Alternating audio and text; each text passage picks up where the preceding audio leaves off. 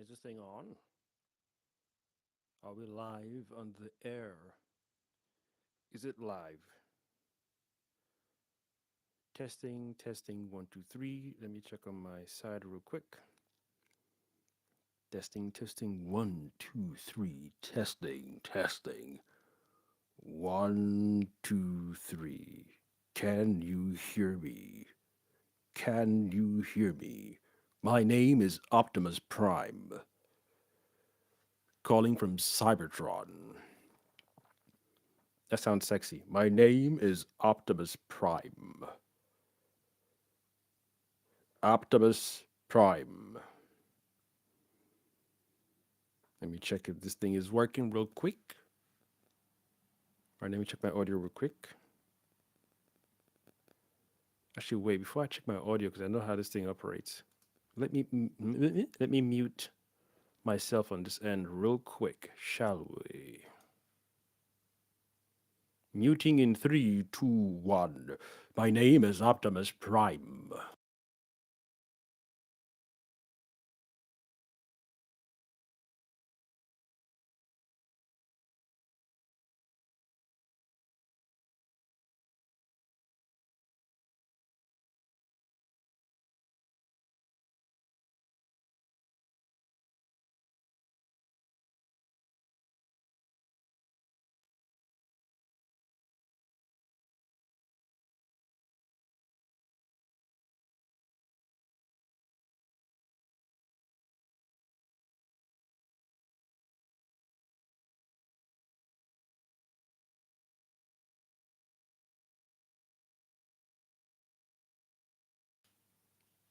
It's good to know the audio is working. It's good to know the audio is working. Why would you have the sound feedback?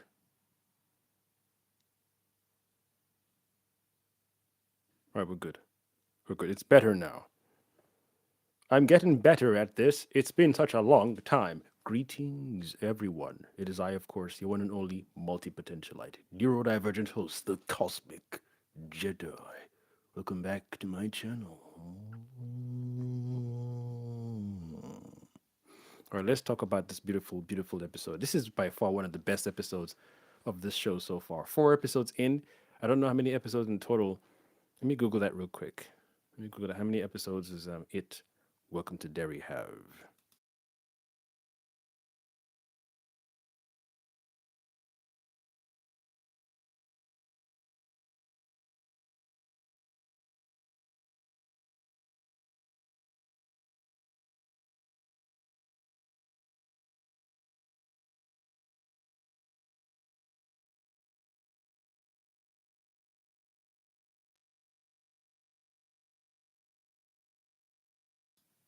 So we have 8 episodes to in total, and this is the fourth one that's dropped. The first one for me, I enjoyed it.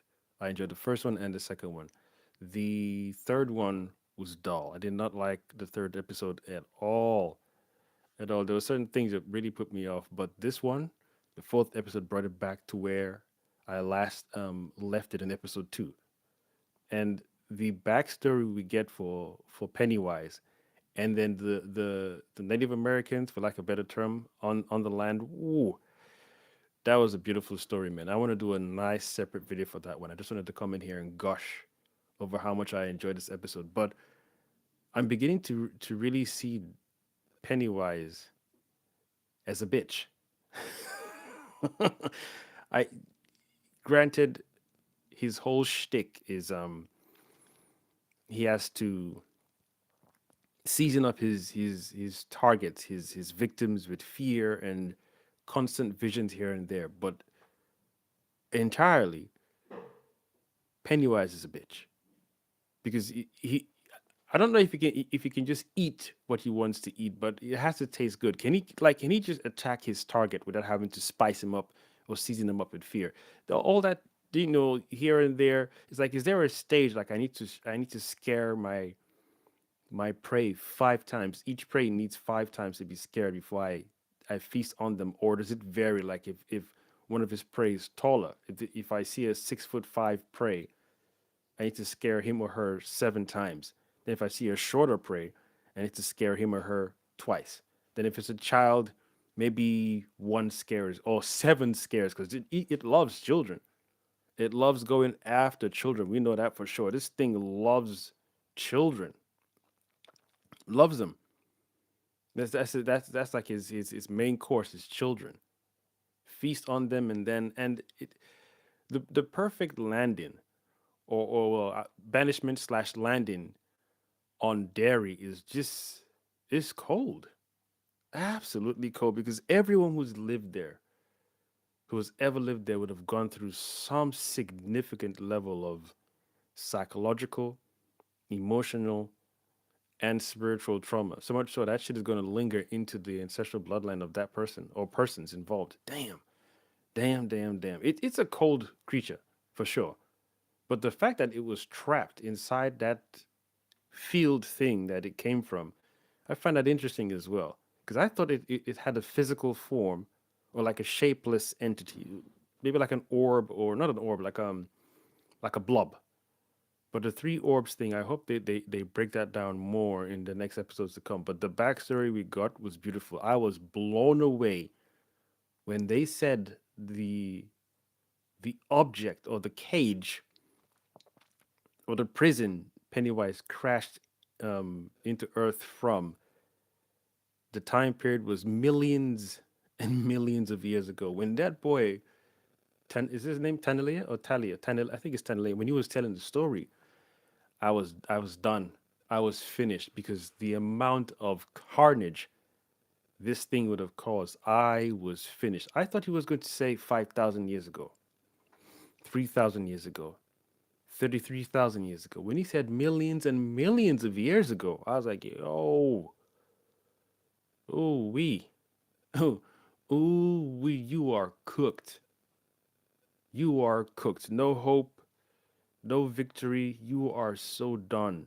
Baked, well seasoned, crispy, medium rare or just right, whichever one. You are finished. Millions and millions of years ago.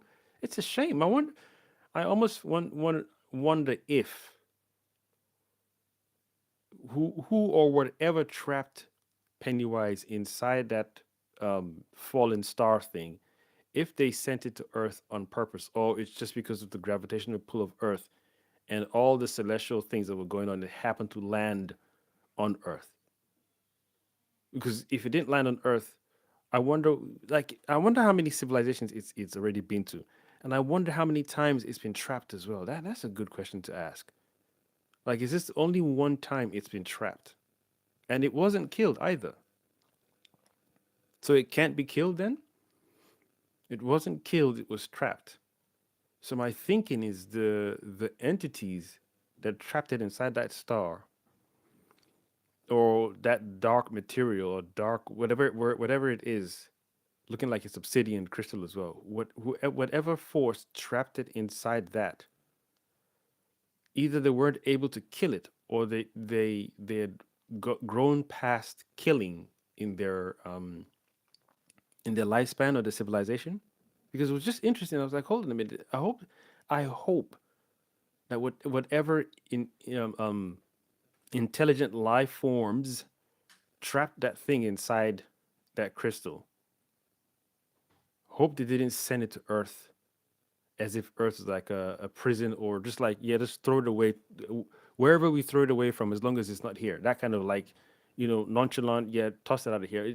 I don't think that's the case, and I think it would be very very bad writing if it was written like that. That it was a throw this thing out into the infinite galaxy of a black bag or infinite galaxy of garbage. I don't think that makes sense because when it came out of the shell and it had those three orbs, I wanted to know more. This one gave me that that salivating like, oh, give me more, give me more. This is good backstory. I want more lore. This is the one thing this is one creature or monster I would like a backstory for. I don't want to know how it's created. I think maybe, do I really want to know that? And I know this. I know the the the cosmic galactic turtle that has Earth on its back, or that puked us out as Earth from its insides. I can't even remember the. I know Can't remember the brother's name. Last time I was live, he was giving me the lore behind the whole Pennywise thing, and I was thinking to myself, so how did they like? I was thinking, okay, it's not when it came out of the star, or of its cage, it came out as three orbs, another solid object, another solid, humanoid form, or a blob, or a starfish, or a slug. It came out as just three levitating um, forms of energy. So then I thought, okay, if that's the case, wherever it came from, whatever dimension it came from or realm it came from, surely they have transcended the physical being. Then it must be from another realm or reality or realm of existence that you no longer need physical form. But they found it very, very annoying and irritating that so they either had to trap it because they couldn't kill it, or they trapped it because they don't kill anymore. But if you when they trapped it, why not just keep it where they trapped it on their planet, or trap it inside a black hole? Well, black hole yanks something in, it ends up out to another side. Okay, if they trapped it inside that obsidian looking crystal, why not just put it inside a planet and then have a planetary lockdown so no entity or no spirits or no aliens can inhabit that planet? You have a planetary lockdown on. I mean, I don't mind doing this what if thing with this particular creature. Other alien creatures would be a bit too much for me because this one is quite unique. It's different. Feeding off the fear cycle thing. This one particular episode just made me feel okay. This thing is a bitch for sure. And seeing it afraid of the one thing that trapped it, I said, "Oh, so you do have fear? Then you are capable of being afraid." It's funny how it knows what fear is, but it uses fear almost like the whole Batman thing. The lore of I'll use my fear against against the enemies of Gotham and fear the bat of the night. So Pennywise is capable of being afraid, but it also depends on fear itself. Is that ironic? It's not like it's never experienced fear. It has, because when they brought the shard of its cage towards it, it panicked and ran. See, just seeing it run away, dude, that was satisfying enough for me. I'm like, yeah, so that means they can beat your bitch ass. But the fact that it crashed there millions and millions of years ago, then it got stronger. And I love the scene when the colonizers were all just ripped from limb to limb, and a lot of them had their crucifix in their hand. It's like, yeah, whatever prayer you had here, that shit ain't gonna work because this is another level of energy that the mind can't fathom. So much so it feeds off of the. I think because it's a higher frequency being, it's feeding off the low frequency of this plane. So third dimension, and let's say it's a fifth or sixth dimensional being. It's easy for this entity to just be like, this is easy pickings. I ain't even got to be awake 24/7 all throughout the whole years. I can just feed when I'm done, slumber, 27 years or 29-year cycle, wake up again, feed. When I'm done, slumber again. But I wonder if that also takes a toll on its energy, on its form, because it has to do that up and down. It doesn't stay, well, it makes sense, right? Because if it feeds off the land every day, it's there's a likelihood that people will nuke that land eventually. People will be like, oh no, we don't know what's going on here, but just shut it down, nuke that place. But then again, can a nuke kill Pennywise? Can a nuke obliterate Pennywise? So that's if the entities that trapped it inside the crystal couldn't keep it contained in a specific place, and we're accepting that Pennywise is from a different plane and dimension, then how on earth can a nuke kill Pennywise? Or is that the key? Is that because they've shown it in the opening title over and over again. And then, fair enough, that's the time period they were in war between Russia and all whoever America was beefing with at that particular time. But what if the key was to drop a nuke on Derry once and for all? Now, yeah, that I wonder if that's a hint. They keep showing that nuclear blast. I wonder if that's a hint.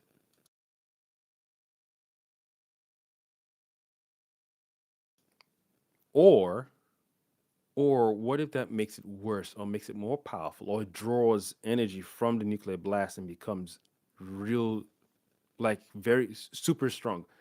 And can Pennywise cross borders? It seems to be locked to Derry. Like, can it eventually feed off all of the fear from everywhere on Earth and just become this, like, dude, the questions I have in my head, man. So, for example, when the missionaries went to the land and they all got decimated by Pennywise, holding their crucifix and whatnot,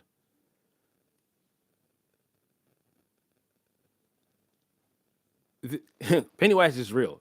Based on this story, it's real, right? It's tangible. They've seen it and they understand what it can take. It can it's physical. Its true form is those three orbs, where it can ground itself in physical space, and we've seen what it did to everyone, to different human beings, whether it's the settlers or the original people of that land. It's ripped them apart. It's not like it's in your head. It's torn them apart. So real blood comes out of the body. My feeling is, I wonder what the missionaries felt when they saw that thing and they prayed all they prayed, read all the psalms that they read, all the chants that they did from the Bible, and nothing worked. So, which one predates the other? Satan, the devil, or Pennywise? Who is older than the other? And who is more real than the other? And then, last but not least, which one has more power than the other? Because this thing fell, or because wherever either it was just thrown into the abyss of the cosmos, right, by whatever entities came together. And you could say that was the first spell of, is it Yud, the first spell ever casted against Pennywise. And they trapped it inside this black obsidian thing. And then I'm assuming they flung it into space. I don't like. I don't want to stick with that idea because it makes the entities that did it stupid. It a little stupid and careless. I'll use that word careless. Maybe stupid is harsh. Careless is the word I'm looking for. So you know what you're dealing with. And these entities, I assume, have a level of intelligence. And then they chose to, after trapping this thing, fling it into the cosmos without having the proper, I don't know, some level of intelligence to say, let's scour the galaxy and find where this thing can be placed, what planet this thing can be placed on, and then find a way to quarantine the planet so no one outside of the planet can come and hassle or invoke or awaken this thing anymore. And then I have to think to myself that it, because when the first episode came out, I was hypothesizing that Derry, that Pennywise had killed many different species and races and beings and so on and so forth. But now that I think about it, I'm in two minds about it. Either it's killed or decimated civilizations and just gone from planet to planet. That's story A. It's this thing has is it's immortal, or it's ancient, and it's just been killing and killing and killing and killing and killing until it came across very powerful beings that found a way or created a way or alchemized a way to trap it once and for all. And if that's the case, then I'm assuming Pennywise must have been devouring lesser entities than itself. So to come across a same entity as or same entities as old as it, as powerful as it caused them headache, and they were like, "Nah, screw this dude." They did their thing, trapped it, and then flung it into space. So one of the two stories has to be. It can't be that. Um, I feel. I think that makes more sense because it can't be that each time it's trapped, it breaks out. Trapped, it breaks out. You could say that for the sake of cycle and good versus evil balance of the cosmos. Yeah, yeah, but no, no, no, because this thing is not in the archives of Muslims and Christians and any other religion that predate or that came after the ancient peoples of the lands. So now I'm trying to figure out if all the scary stories of Baba Yaga and this dark spirit and dark force, if in this lore, if they were all built off the back of Pennywise, and if that was like a plan, no, not not a direct plan of Pennywise, but a byproduct of even though even though he's stuck in Derry, his legacy will live on through scary stories, monsters under the bed, Baba Yaga, the Crooked Man, and the this of the forest, that of the forest. That fear being instilled inside children, maybe unknowingly or unintentionally, it then allows Pennywise to breach the borders of Derry. Or it doesn't bother with Derry because it knows I don't need to really leave this town. This is a freaking restaurant. Like when I did my watch reaction slash review um, on I did it earlier, so I'm going to put it on Patreon later. I said to myself that Derry feels like Pennywise's farm. It doesn't need to go nowhere. So much so that it learns after every cycle because the more you feed on children and adults, the more people will leave the land and mark it as cursed. But if you're patient and you take time and you don't rush your food, your meal, pun intended, instead of having to be so blatant, you become sneaky, you take time, you're a little sly with it, then that makes more sense where you say, you know what, this is my home. And I don't need to leave here to go to New York or go to Japan or Tokyo. But can Pennywise breach borders? Is what I'm saying. Can he just say, you know what, I can travel anywhere in the world because it can, or it chooses to stay in Derry and do the cycle thing, so it doesn't bring unnecessary attention to it. And if that's the case, then that reflects back to that the scene we saw in this fourth episode where it displayed fear. To see it run away from the thing that trapped it was magnificent. Absolutely beautiful. Absolutely, absolutely, absolutely beautiful. It was lovely to see that. Yo, yo, yo, yo, life, life. That's my brother, by the way. Dude just pops in anytime. I said, nah. Um,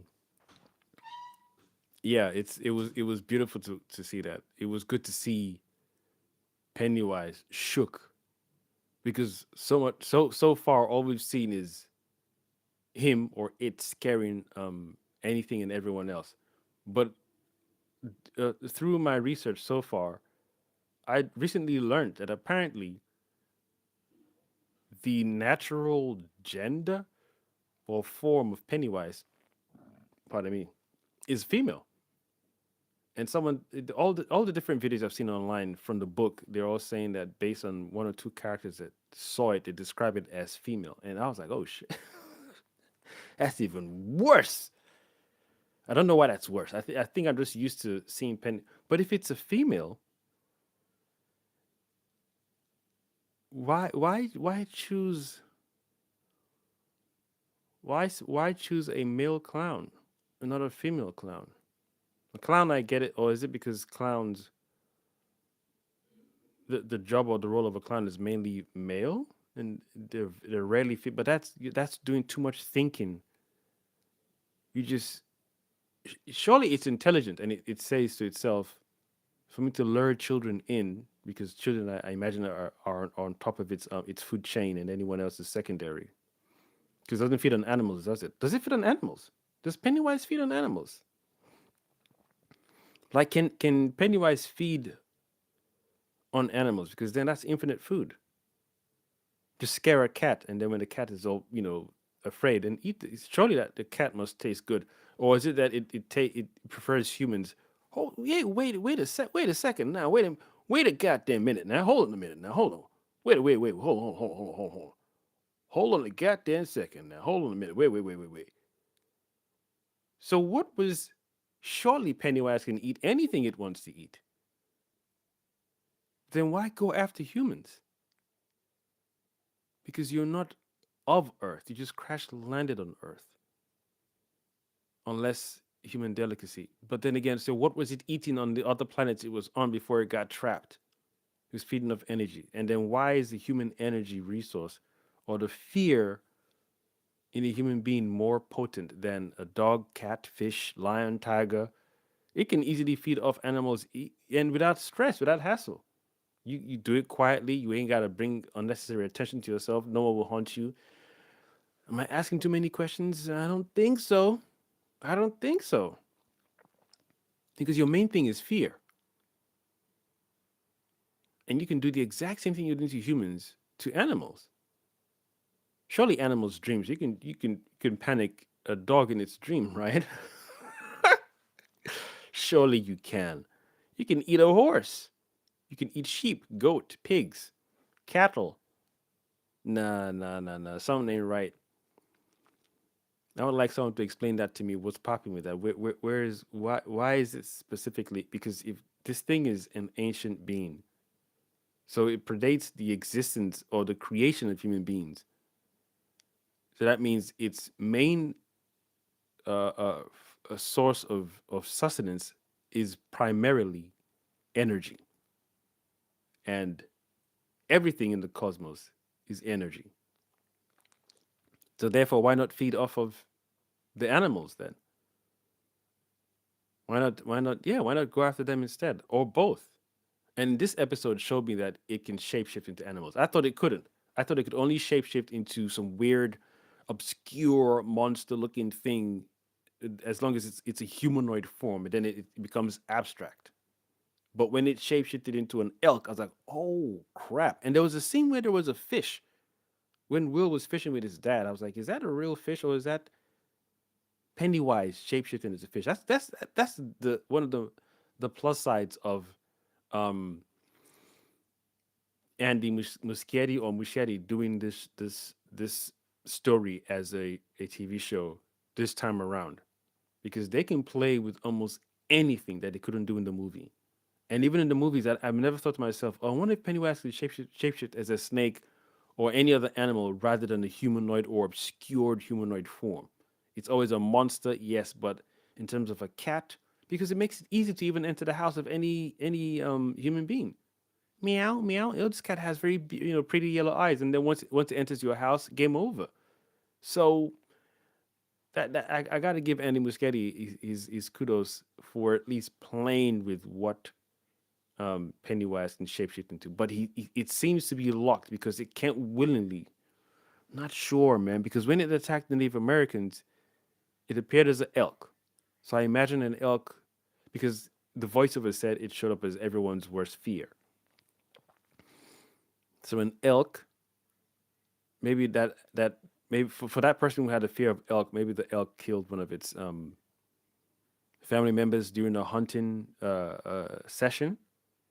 So that fear of elk came from that. Okay, that's cool. Then how do we describe the fish?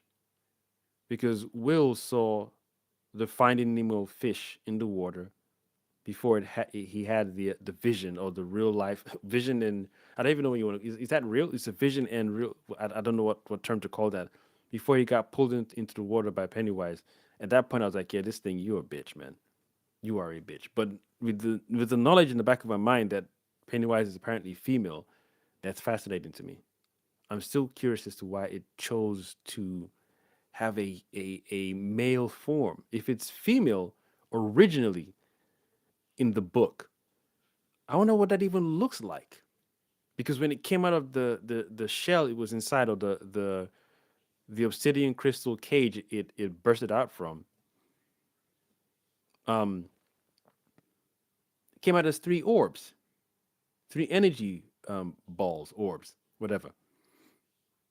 So if it's a female entity and its frequencies of female, I'm really curious. So, I don't want to even ask this question, but let me ask it nonetheless. What is the what form will would a male Pennywise take in this? What would it look like in its natural form if it was male? Two orbs or four orbs? How do you? I wonder if Stephen King has thought through all that because there's sometimes some writers reach a particular stage where they say no, my story will just start here. I'm not gonna go further back. Whereas I'd like to go further back because I don't know why the book chose to describe Pennywise as female. Didn't have to.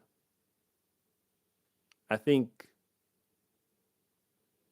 not mentioning that gives it room to because it can shapeshift as someone's mother, someone's dead grandmother, dead wife, dead sister, dead daughter, niece, anything. If it can shapeshift into different into either male or female, and then different animals. I don't know why Stephen King specified a female gender in the book. Ever since I heard that, I've been thinking to myself, I wonder why. There must be a reason. There must be a reason. And he's been consulted for this show, right? So, did he give a thumbs up for the orb thing that they call deadlights? Because even that alone, why does it look like that? And why doesn't? Because I'm just thinking, okay, it must come from a higher dimension of existence, and maybe that's how our minds can fathom what it looks like or what it truly is, or that's because of our nah, it's too much. Anything that has the ability to shapeshift in pure energy. So it's like its raw form is like a vibrating atomic composition of these three orbs. Never two, never one, always three. Not five, not seven, not nine, always three. Or is that how our minds can fathom it? Because when the voiceover, the boy was telling the story, I wonder whose perspective that story was told from when it was passed on to the people. Who was alive then to witness the the asteroid crash? I don't know. Or was that story was that whole situation revealed to them by a higher force? Like, did they do like some ancestral reading? Ask, yo, where the hell did this thing come from? This monster is not of Earth. What is it, and where is it from? Then they did they probably did a ritual and got to see from the perspective of Earth as the storyteller. Then that story got passed on to them. That's the only way that makes sense because you can't you for you to know the story, someone had to have been present to witness that thing crash and then document the whole thing. Observe it as it came out of the orb. I mean, came out of the obsidian cage thing. Yeah, this is. I'm really digging this story more and more. It's something they couldn't explore in the movie. I wonder if they could though. Maybe a whole movie could have been because each episode feels like its own movie. Aside from episode three was some Scooby Doo nonsense. I didn't like it at all. Mm-mm. Didn't like it at all. But this episode was good. This episode was very, very, very good. I'm really digging the lore and I want to know more. It rhymed. I'm digging the lore and I want to know more. but I'd like to know who that story is coming from, because the young Native American boy whose mind is being read by the other guy, I can't remember his name. I mean, he said this thing crash landed on Earth millions and millions of years ago. So unless a human being was around then, witnessed a crash, and then scribed it down on paper, went to his people, told them the story, and then the story lives on. Or, like I said, they all did a ritual together to try and deal with the issue of this malevolent force. And then Earth showed them what happened. I feel that's the best way to explain it. Or that's the way I like it. I like the sound of that. The oldest um, energy alive, or the oldest being alive that knows the true story of how Pennywise crashed on Earth is Earth. Earth is the oldest entity alive that can tell anyone the story. Tell anyone where it went, how Pennywise went this way or that way, left, right, east, north, south, west, and it killed 50 elks and killed. Did it even kill animals? No, dude. They've got a good thing going here, man. If they can just tie up some other loose ends in the next episode as to how that story originated, then I'm cool with it. If not, I'm satisfied with my rendition of the story. I don't accept that someone was alive back then. You said millions and millions of years ago. So no, Earth is the only oldest entity that knows the exact truth. So doing some mushrooms to get the truth out, that makes sense. Taking some herbs, some tea, some meditation makes more sense. Then we're seeing it. We're taking from Earth herself, and we're seeing it from her perspective. And then we're going outside of Earth, and we're seeing it from the cosmos perspective as well. God, that's a trip and a half, and then some. That is a trip and a half, and then some. This episode was much better than the third one. I like the way they leaned into the um the cosmic aspect of this being, because it's one thing to say it's a scary clown and it takes this form and that form, but the idea that it's beyond this earth and has caused carnage for other creatures, that's fascinating. But I still wonder how many planets it's terrorized. There must be other planets out there that are just dead, no life. Well, life forms of animals probably, but no other life forms like ourselves, where they used to exist in harmony, enjoy themselves, they lived well, and this thing just devoured. Dude, I even want to know where the hell this thing came from. Earlier on, I said I didn't want to, but I'd like to know who or what created it. Not even who, what. The what and why. Because unless it's like a cosmic allegory for evil, then that's why I said earlier on, which one predates the other? Is Pennywise older than Satan, or is Satan older than Pennywise? Or is the concept of Satan built off the back of Pennywise? Because it doesn't care, pun intended. It doesn't care as long as it gets to feed, as long as you're scared of it and afraid of it. Cool. So much so that even if you come to it with a crucifix, yeah, you can pray all you want. I'm going to devour that soul eventually. There's something sexy about that. I don't know why. I don't know why. Because it makes me laugh. Just the dead bodies of all the missionaries and all the the settlers. I'm like, yeah, sure. The way they just came and it's like, oh, just a shot of everyone holding their crucifix, bitch. That thing said, I don't give a crap about your Jesus or anything you call upon. It's still game over here, man. It's still so. Even if you pray, you could even bust a joke and say maybe they didn't really pray hard enough because they were afraid. I don't care how unafraid or afraid you are. That prayer did nothing. The Pennywise is a tangible force, an unstoppable force, an immovable force to an extent because it still got trapped. So I still like that aspect of the story. It still got trapped, and it must take a level of, I don't know, consciousness to be able to trap this kind of being. But you can't retrap it inside that obsidian thing.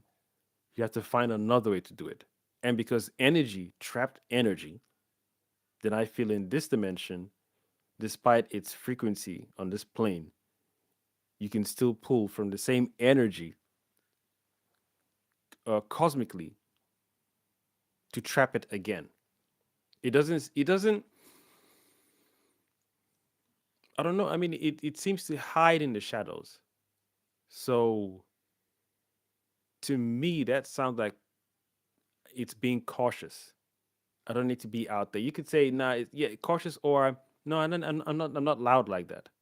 I can eat any one of you anytime I want to. So it's patient, takes its time, but it doesn't have like a huge, layer in public. Look at me, I'm this dark entity and worship me. It doesn't even want worship either. It doesn't, not direct anyway. I mean, if it feeds off of fear, it doesn't need direct worship. Fear is its own energy. So kneel to me and pray to me because my name is Pennywise. It doesn't need that. And there's just something cool about that because again, it's not recruiting people either. It's not trying to create a cult where you worship the devil and blah blah blah. So that's why I said one of these two entities sounds more powerful than the other. Let me know in the comments which one is more powerful than the other. Pennywise, the clown, or Satan? Because one wants attention. This one doesn't even want attention. This one will find you and say, whether you believe in me or not, I'm here, buddy, and your smell is tasting good right now.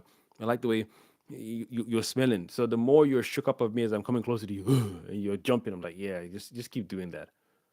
In the name of our Father, our Son, yeah, sure, okay, cool. The more you're okay, cool, keep praying. In fact, that prayer sound like you don't have you're not trusting in the prayer enough. There isn't enough willpower inside that prayer. But prayer wouldn't save anyone from something so ancient. But the right use of the proper alchemy of energy will trap it because energy trapped energy. And I'm just saying that because I'm remembering when Pennywise came out of the obsidian crystal, it came out as three forms or three orbs. And the color blue as well. I wonder if that's significant. Because when it had the war chief in its grasp, the blue light, no, was it, yeah, there was a blue light around it. So I wonder if that's it's if color can affect it too, like Green Lantern. Green Lanterns don't like yellow, right? The color yellow affects the Green Lanterns. I wonder if that's also a thing they'll touch upon. It doesn't like certain color frequencies or certain colors because of the frequencies the colors carry. But yeah, so far they've done a good job with this episode. Last episode was trash for me. For my liking, it was trash. And if they're capable of messing up the way they did for me in the third episode, I'm thinking the next episode is again is 50-50. There's probably a trailer out there. I'm gonna watch the trailer for the next episode to see how they set it up for us because I was expecting that after episode two, everything else would be fire. But in the back of my mind, I was like, yeah, but when I realized it's Andy Muschietti that's doing the whole show, after he destroyed the Flash movie, oh my goodness. I'm not going to forgive Homeboy for that at all. So far, he's doing a good job, and I didn't even know he did the previous It movies. The first one was good though. Second one, not so much. Second one was it was okay, but the first one was very good. But watching this show now, I said to my brother that I'm actually enjoying this series more than I did the first movie, which is my favorite It movie out of the two. It's just like the Penguin TV show when that was announced. I didn't want anything to do with the show. When I finished watching the whole season, I was like, when is season two? When are you guys planning for season two to come out? So it's kind of the same for me with this one. When they announced a TV show for Pennywise, I was like, I don't know why you need to do that. Granted, even though back in the day, outside of the book, the first time you saw Pennywise on screen was on TV before a movie. So I mean, back then I felt it worked back then because of the time period we're in, and now I didn't see how now would make sense trying to scare people on TV with Pennywise. But the way they've chosen to go about it, and they haven't shown him in his clown form yet, I'm actually more appreciative of the way he's been appearing to the town and the children recently rather than taking the form of the clown.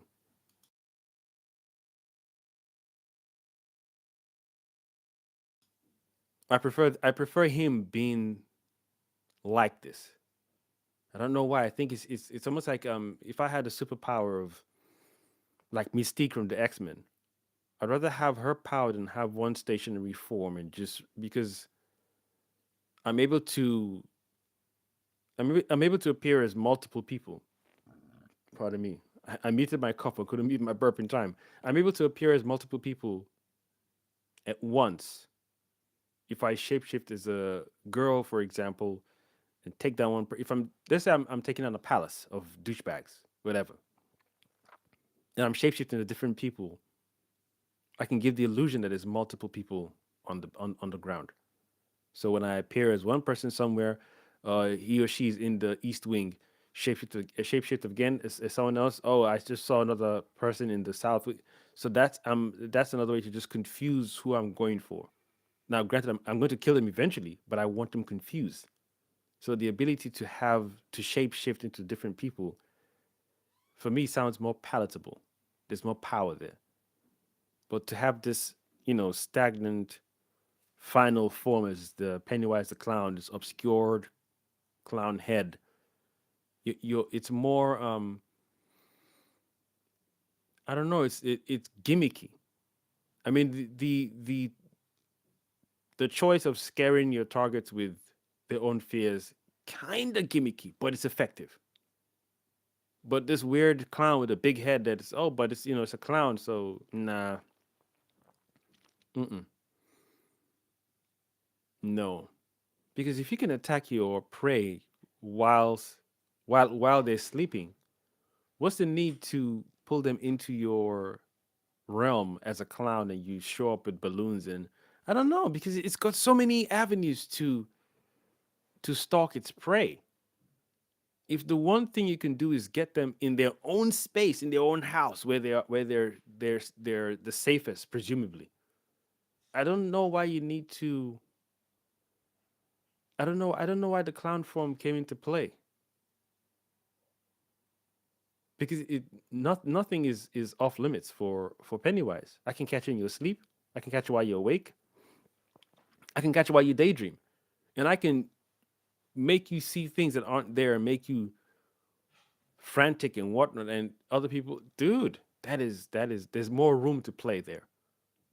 There's more room to play in that arena than the one form of the clown suit. So like me, I'm playing a computer game with Wolverine, for example. I'll be going through the costume catalog on a regular. I wouldn't just stick to one costume because I have the free will. I have the option to wear different clothes and different attire. Yeah, I would not. I would not stick to one costume at all. No, siree, Bob, not at all. I'll be all over the place, different costumes. So I give kudos to Anna Machete for not you know I don't want to say revealing the Pennywise costume. I think what he's doing so far is better than the Pennywise costume. Now, if you're saying it had to do the Pennywise thing to change its tactic because children were getting smarter and then children were keeping away from this, but that doesn't even make any sense because you're attacking people in their sleep and in their home. It's not like there's a magical border in everyone's house, almost like the Grudge, for example. If you don't enter the house that has malevolent spirits, they wouldn't harm you. It's when you enter their space, then they can do whatever they want to you, whether you believe them or not. But there's no borders holding Pennywise back, so it can enter anywhere, enter your sleep, can catch you off guard at daytime. It doesn't even have to come at you at nighttime. So then, why eventually end up with the Pennywise clown skin? Or maybe it's having fun like I would have fun as a game. It's taking this whole thing experience as a game. It's choosing its skin. Pennywise is a DLC. That's cold. Pennywise the clown skin is DLC for the entity. But I wonder when we're going to get more of is it Manturin or Maturin? Maturin. either Manturin or Maturin, the space cosmic turtle. I wonder when I've seen snippets. We've seen different images of the turtle and sometimes a shell. I get that, but I'm talking about we're seeing Pennywise do a lot of things, and Pennywise seems to be taking center stage in regards to the external of this thing. And I'm aware in the back of my mind that this whole world is resting on the back of a turtle. So does the turtle reach out to them in voice, in symbols, in sigils? Like how does it make its presence known? Because I feel it's unbalanced and unfair that Pennywise is just running amok for millions and millions of years. That is a long time. Millions and millions. Dude, that's a while. That is a while. This thing has devastated different towns and peoples. That is a while. A while. So that space turtle better start talking real soon and real fast. And I'm curious to see how they're going to portray that because so far they've been very very creative with its expression, be it physical or psychological or spiritual or emotional, and we're seeing too much of it. Not in a bad way, just like okay, yo, you know what this thing is, and this thing has been decimating different planets. I'm assuming, and along the line, you're gonna have to reach out to these children and let them know you're present, and you know this is how to take this thing down because it feels very very unfair right now to fight an entity you don't know how to fight or what to fight it with. Yeah, yeah, good episode. Very very good episode. My bad. Not just good episode. Very very good episode so far. Third one, like I said, rubbish. That Scooby Doo nonsense put me off. But we're back on track. I'm gonna find a trailer for the fifth episode, and it's this is a very very good show so far. We've got 4 episodes in, and they could screw it up in the next 4 episodes. They could mess it up. In fact, the next 2 episodes could be trash, and then the last two could be good. But I don't. No one wants that. No one wants that. Just stay leveled, man. Peak or stay leveled. Never dip. No goofy nonsense. Just stay leveled or peak. And I don't like when the characters are getting close to becoming sharp and you know asking intelligent questions, and then they rest on their disbelief. And I'm not, no, no, especially like Will's father, dude. When he saw the floating balloon, I was like, what are we doing? Have you ever seen a balloon just flying on its lonesome? Who in where who was selling the balloons when you were at your location? There was no shop. There was no shop close to you. So to see a balloon twice, nah, I need crisp. I need there's a way you move sharp, man. When you see things that are not natural, you say, hey, yo, yo, yo. And need to start, locating people who can understand this stuff. Like go and talk to Halloran, and he was like holding back certain things from Halloran. I'm like, you have access to the one person in this weird town that you can tell you saw a floating freaking balloon. And if Halloran, even Halloran saying, "Are you sure?" Even that too gets gimmicky. You got to be sharp on your because you got two people who are unique. Halloran's got the shining, and then I can't remember his name. The homeboy doesn't have the medulla oblongata, the fear thing, and fine. That's how the story goes. Cool. This is you got to team him up, and I understand Halloran too has the potential to fall under Pennywise's spell because when he was on the plane, I was like, yo, this thing is strong, strong. But shout out to Halloran though. I don't know if others have done it before, but Halloran was the only one so far, based on how the show is telling us the story. He's the only one so far to peekaboo into the space where Pennywise is chilling. And it's like he went to Pennywise's house. I don't know how many have done that prior to Halloran, but without spiritual training, without ritual training, traditional ritual repetition, none of that stuff. So just do it because of your shining ability without proper training. Meaning you've had other people who love you and know the power you have and showing you how to hone in that skill. I gotta give homeboy kudos. Now, granted, he doesn't know exactly what he's looking for in terms of what Pennywise is or what Pennywise is capable of, but to be able to just peekaboo and then being there for a while and observe, I still gotta give him his kudos. Many would just probably freak out at the door, whereas he entered the back garden into the lair, and that thing had to ask him, "Who are you?" And now I'm just to spice up that whole scenario more. In my head, I'm thinking I don't know how often or how many times that's happened to Pennywise, where he has to ask someone, "Who are you?" In the sense of how the hell did you get in here, bitch? Who the fuck sent you? Who all in it? Like, dude, you entered my space. I didn't even give you my keys, and you figured out I'm here through touching some object. I said, yo, gotta give him his kudos, man. That's real powerful. That's real powerful. Like Pennywise was taking a doodle and he just said, yo, wow, who opened the back door? This is my yard. It's my home.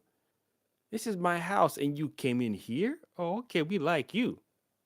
Something about you. And I wonder if Pennywise can, I don't know. I was about to say if Pennywise can feed off Halloran's energy. That doesn't make sense. That'd be stupid because Halloran lives on, yeah. So it wouldn't, plus you're not for sure, Pennywise is not a third dimensional being. For sure. It's not. To be able to shapeshift and enter the minds of other people, no, that won't make any sense. This is obviously past a fifth dimensional being for sure, but it's still made up of energy. No matter how high the dimension, still made up of energy and still has the capacity to be afraid, despite the fact that it needs fear to sweeten the meat of that is I don't know what that's got to be some level of irony. It, I, it has to be. You are capable of fear, but you use fear tactics to sweeten your meat. That's just sexy. That's hilarious to me. Anyways, peeps, I'm outie. Just wanted to share my thoughts and feelings on episode 4. It Welcome to Derry. I've of course been your one and only multipotentialite, neurodivergent host, the Kosmic Jedi, signing out. Thank you for watching.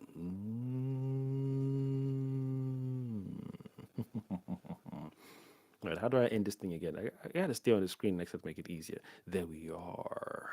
End in stream.